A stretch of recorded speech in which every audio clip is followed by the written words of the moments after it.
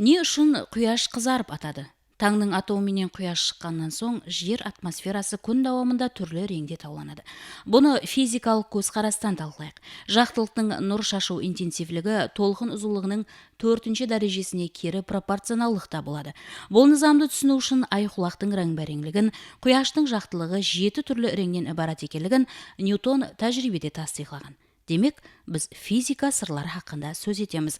Қызықпаған адамға теорема, низам һәм формулаларды білудің абзал тарепін ұқтыру қиын. Дегенменен тұрмыста әрбір адамда физикалық білім керек болады. Ұлыма алғанда бұл әлемнің түзілісі һәм табиғат низамлары хақында білу жүдә зарур. Бүгін міне осындай еле көп зерттеуді талап ететұғын физика іліміне өз өмірін бағышлаған инсан, пыдайы педагог Бахтияр Абдыкамалов репортажымыздың қаһарманы. Һәм бұл бейкарға емес. Ұстаздың көп жылдық минеті президентіміз тарапынан мүнәсіп бағаланып, Өзбекстан Республикасына минеті сіңген жаслар ұстазы хүрметлі атағыменен сыйлықланғанлығын естіп, оның жұмыс орны университет дәргайына келдік. Мехнат Шухраты ордені иесі Қарақалпақстан Республикасына минеті сіңген ілім қайраткері, физика-математика ілімдерінің кандидаты профессор Бахтияр Абдыкамалов және сол жұмысы, яғни жасларға ілім сырларын үйрету жолында ізденісте. 2020-2021 оқу жылы үшін режелер түзу, алдағы вазипаларды белгілеп алу үшін жиналған жәмәт жанкүйер ұстазы табысы менен құтылады. Бахтияр 1979 жылы кандидатлық диссертация жұмысын Россия Әлімдер Академиясына қарасылы хат денелер физикасында табысы жақлап келгеннен бастап, бүгінгі шегім университетімізде үлкен жұмыстарды істеді. Хақиқатында да сол университетімізде кафедра басшылығы, факультет деканы қала берді. Университетімізде үлкен бір жауапкершілікті жұмыс. Көп жылдар давамында оқу істері бойынша проректор лауазымында жұмыс істеді. Сол жұмыстар істеген уақытында Бахтиярға бірінші кезекте іліми жұмыстарды басында тұрған болса, сонымен бірге оқу методикалық жұмыстарға да үлкен әтібар қаратты. Олардың нәтижесінде 80-нен астам іліми мақалалар, оқу методикалық қолданбалар шығарды. Атап айтқанда, ұлыма физиканың механика бөлімінен басылап, бірқатар оптика, атом физикасы, ядро физикасы, физика тарихы һәм тағы да басқа бөлімдерінен үлкен көлемдегі үлкен ахметке оқу қолданбаларды баспадан шығарды. Бұның өзі ұстазымыздың көп жастарды тәрбиелеудағы жұмыстардың нәтижесі деп білеміз. Бүгінгі күнде Бахтияр сол университетіміздің физика кафедрасында үлкен басшылық етіп, ұстазлық етіп, үлкен көп минетлер істеп жатыпты. Оның минетлерінің нәтижесі мінекей жастарымыз лабораториялардың осындай дәрежеде орнына қоюда да Бахтияр ағаның тұтқан орны жүде айрықша деп түсінеміз. Және мәртебе Бахтияр ағаны университетімізді кешеге алған үлкен атағыменен Өзбекстанға қызмет көрсеткен жасыл ұстаз атағымен құттықтаймыз. Соны айтып өту керек, Бахтияр Абдыкамалов көп жылдар давамында қатты денелер физикасы бойынша іліми зерттеу жұмысларын алып бармақта. Оның басшылығында оптика һәм атом физикасы бойынша лаборатория жұмыслары, водород атомының квант теориясы, физика ілімінің тарихы һәм хронологиясы, атом физикасы һәм басқа да атамадағы оқу қолданбалары бүгінгі күнде кең пайдалануда. Сондай-ақ университетте электрон микроскопия, рентген структуралық анализ, рентген дифрактометриясы лаборатория шөлкемдестірілуінде де профессордың үлесі салмақлы дейді шәкіртлерінің бірі. Мен өзі 2011 жылы осы дәргайға оқу орнына бакалавр бағдары бойынша оқуға кірдім. Сол оқуға кіргенімден бастап 4 жыл давамында осы Бахтияр Абдыкамаловтан ілімнің сырларын үйреніп бардым. Тек қана ілім бойынша емес, басқа да тәлім тәрбие жұмыстары бойынша, ілми методикалық жұмыстар бойынша да көптеген сабақларды алдым. Бахтияр ағаның маған ең ұнамлы тәсір көрсеткен жері оның минеткешілігі. Әрбір жұмысты ақырына жеткермеген шекем тынбай минет етеді. Ешбір жұмысты шала қалдыру деген нәрселер жоқ. Сол нәрсені біздерге де үйретті. Һәм біз бұл үйреткен нәрселерін қазір өздеріміз оқушыларға үйретіп, сода пайдаланып жатырмыз. Көріп тұрсыз, мына аспап үскірелер Германияда LD Didactic компаниясынан әкелінген ең соңғы заманауи аспап үскірелер, оқулық лабораториялар. Бұларды алып келіп жайғастыруда да Бахтияр аға өзі басшылық етіп, өзінің үлесін қосты. алып келінгеннен кейін бұл жұмыстар бойынша да көпшілік методикалық қолданбалар жаратуда да өзінің белсенділігін көрсетті Бақтияр аға. Біздер өздеріміз біргелікте істеп көп нәтижелерді алып, қазір оқу методик қолданбалар шығардық. Демек, дерлік 50 жыл ілім жолында қызмет етіп келатырған ұстаздың минеті лайықлы бағасын алды. Бақтияр аға, міне бір қайсыдыр ілімді иелеудің өзі, оны терең меңгерудің өзі аңсат іс емес. Сондықтан да халқымызда айтады, ілім ине менен құдық қазғандай. Әсіресе мен өзім тән аламын, анық пәллерді үйрену бұл аңсат емес.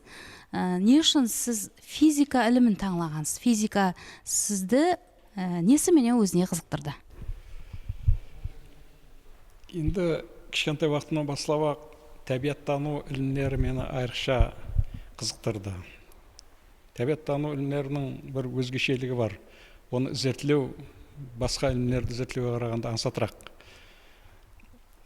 Бұл қандай мәнісіме айтып жатырпа. Мысалы, біздер мен кішкентай балалы уақытым кеңес совхозында өтті. Сол кеңес совхозында қандай зерттеулерді өткеру мүмкін?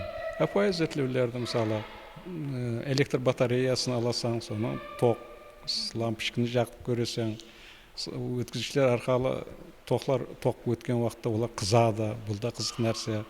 Детектірлі радиоприемник деп аталатын радиоприемник бар еді, уақытта тоқ деректері жоқ, соның үшін ләшсіз тоқ дерегі жоқ радиоприемниктен пайдалану.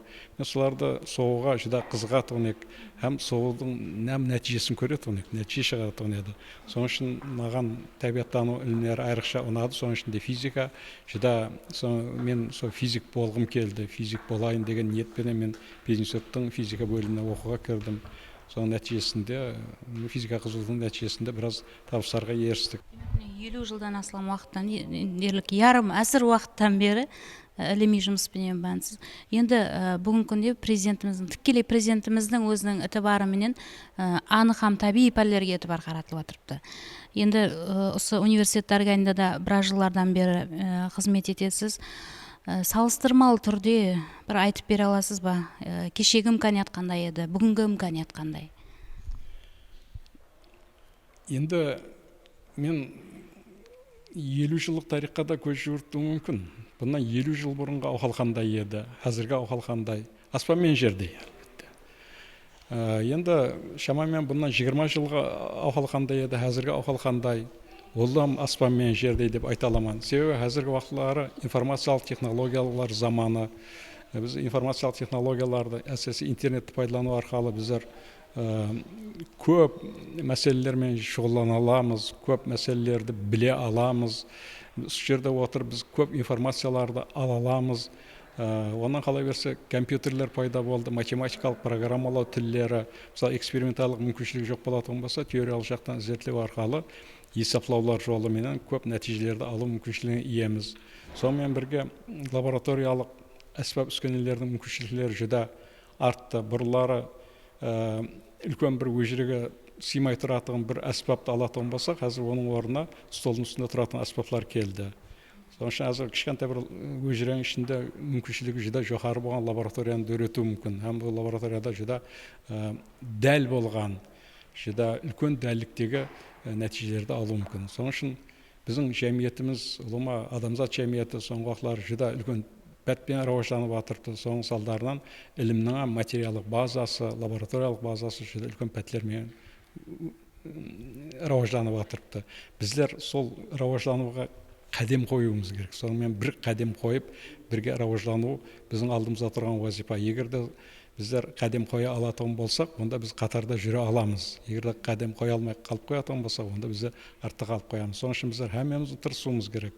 Сол жәмиеттің рауаждануымен, үлкен ұлыма адамзаттың рауаждануымен біргелікте біз алға қарап жылжуымыз керек. Бәрбір қайсы бір тарауда да жетістіктермен біргелікте машқалалар болады. Бүгінгі күнде физика ілімнің алдында тұрған машқалалар нелерден барады деп ойлайсыз?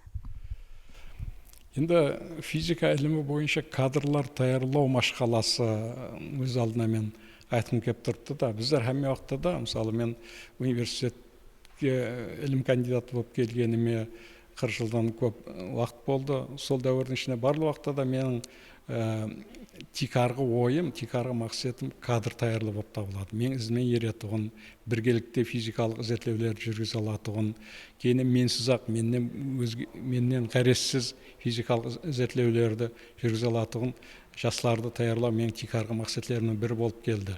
Әмі уақытта да студенттердің арасынан ұсыған қабілетлі жастарды шығару, сайлап алу мәселесімен шұғылданып келдік. Бұл бір қанша нәтижелерді берді. Азы уақытлар біздің кафедраның дерлік барлық ағзалары мен оқушыларым болып табылады. Тек қана біздің кафедра емес, біздің факультеттегі кадрлардың басым көпшілігі мен оқушыларым. Мен оларды көріп жүдә қуанамын. Әлбетте үлкен қиыншылықтар бар. Материалдық базаларымыз әзірше онша рауажданған емес.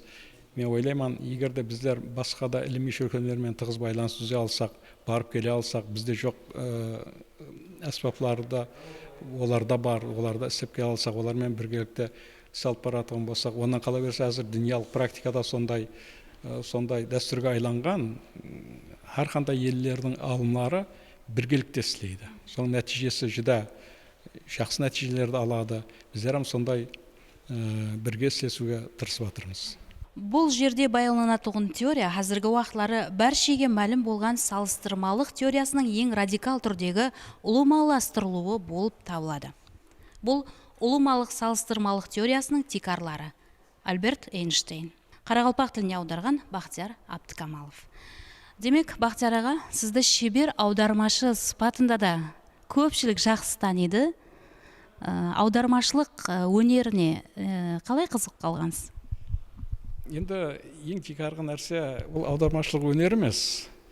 Дүнияда ұлы адамлар бар да, соның біреуі Альберт Эйнштейн. Ол данышпан адам. Данышпан адам деген сөз басқалар көре алмайтын нәрселерді көре алатығын адам.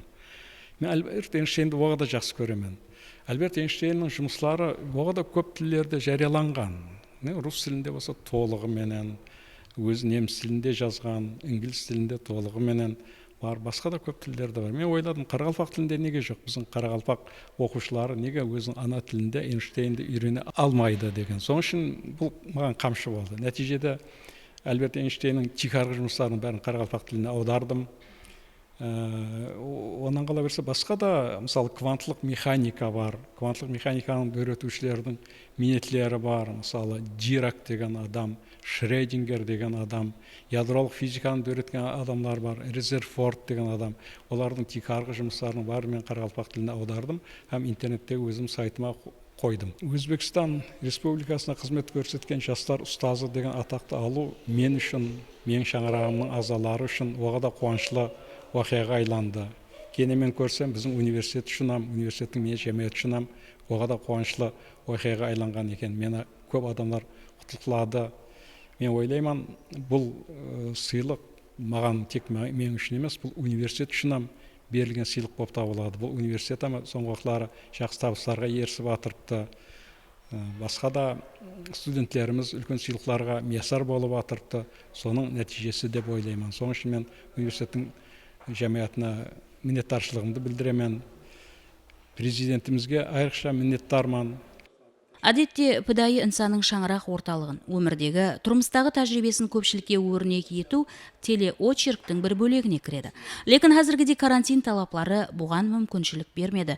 Солықтан қаһарманымыздың шаңырағы хақында сұрағанымызда әжайып өмір жолдасы 5 перзенті бар екенлігін, һәм оларда ілім жолын қуып, бірі Италияның Трест қаласында философия докторы дәрежесін алған болса, бірі Қытайдың Шанхай қаласындағы Фундань университетінде астрофизика бойынша философия докторы ілімі дәрежесіне ие болған. Қызының да техника ілімдері бойынша философия докторы ілімі дәрежесіне еріскерлігін аталық мақтаныш пенен тілге алды. Біз ілімді, тәрбияны дұрыс берсек қана елімізде барлық тараулар өз-өзінен рауажланады. Яғни білімлі, өзіне сенген, тәжірибелі ханегелерді жетілістіру бүгін ілімпазлар алдында тұрған ахметлі уазипа деген еді президентіміз еліміздің алымлары менен өткерілген ұшырасуында. Демек, міне осындай жауапкершілікті өз мойнына алған пыдайы, жанкүйер ұстазлардың бүгінгі ислері бәршемізге өрнек һәм үлгі болу керек. Олар шын мәністегі жастар ұстазы.